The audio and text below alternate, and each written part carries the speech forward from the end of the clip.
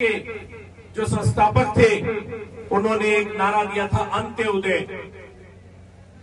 उन्होंने अपना जीवन प्रारंभ किया, अपना प्रधानमंत्री का कार्यकाल प्रारंभ किया अंत्योदय की संकल्पना के साथ। और पहला उन्होंने निर्णय लिया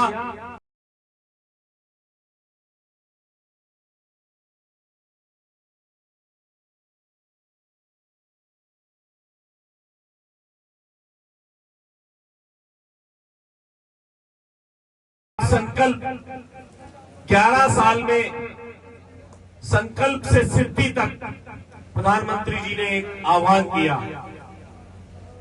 कि मेरे द्वारा चलाई जा रही योजनाएं, मेरे द्वारा किए जा रहे काम मेरे देश की हर गांव के जनता तक पहुंचे। आप देखेंगे जब 2014 में माननीय प्रधानमंत्री नरेंद्र मोदी जी ने इस देश को संभाला तो हमारी पार्टी के जो संस्थापक थे उन्होंने एक नारा दिया था, अंत्योदय। उन्होंने अपना जीवन प्रारंभ किया, अपना प्रधानमंत्री का कार्यकाल प्रारंभ किया अंत्योदय की संकल्पना के साथ। और पहला उन्होंने निर्णय लिया कि माता बहनों को मुफ्त गैस चूल्हा देंगे। फिर उन्होंने सोचा मेरी माता बहनों को बड़ी पीड़ा होती थी पुराने समय में, उन्होंने घर घर में शौचालय बनाने का संकल्प लिया।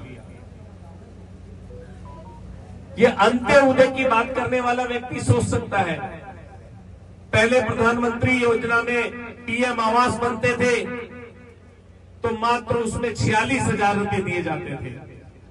उन्होंने देखा कि 46,000 में तो कोई किचन भी नहीं बना सकता, उसको बढ़ाकर 1.5 लाख रुपए किया, जिससे कि हमारे देश में, प्रदेश में, पूरे देश में 4 करोड़ से ज्यादा लोगों को पीएम आवास देने का हम लोगों ने काम किया।